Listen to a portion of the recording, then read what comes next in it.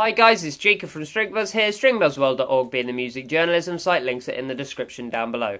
And we have a brand new song review for you today, and it's Polyphia's latest track, I Think, Lit. So I'm going to refer to the original article as I usually do for these reviews, so I hope you enjoy. Before diving into this review, I will first say that I don't really know whether this is a remix of a prior track or a single or what, and judging by the comments, most people, even fans, don't really know either. But nonetheless, Polyphia put out a music video to this track yesterday, which gives me a reason to review it right now.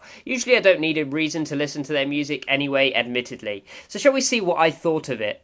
And for me, well, it's certainly different to the rest of their discography. And it's hardly a bad track, but I will say that this track is a huge letdown for me. Although I love their poppier tracks like Crush, I actually even put that on the Best Songs of the Year list. If you haven't checked that out, definitely check that list out earlier this year.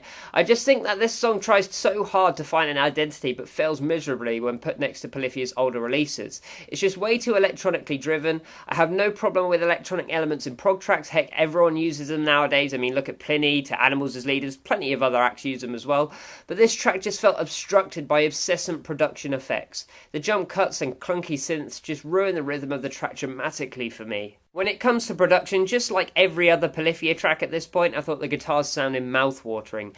The tones they possessed and the amount of juice they squeezed out of every single note is almost inspiring as a musician.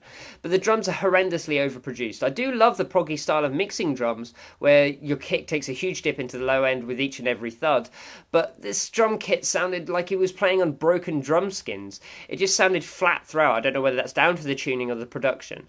The bass, of course, had a gorgeous tone, but I'm not really sure I can pass the plucking of the strings to try and create the slaps type effect on the bass guitar. Again, it didn't sound particularly organic. The other production effects swamped the mix too, cutting every few seconds up into chunks and throwing them out randomly, and it came across as quite frankly quite tedious towards the end. Musicality wise, you don't need me to tell you that these guys are excellent musicians, but I did find this track somewhat dull and subdued. It didn't feel like they were playing to their potential. The solos were a little weak and lacked presence, the melodies sounded like old rehashes of other tracks, and the drums were so one-dimensional that they took away from the song.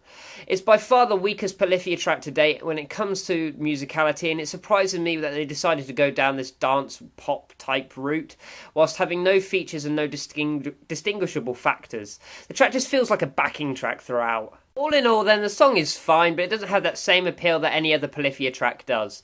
It's definitely their worst song to date, and I hope the group can refine their roots in the immediate future. So I gave this one a G rating of 5 out of 10. If you like this review, then please leave a like, subscribe to see more, and I'll see you around next time. Bye bye.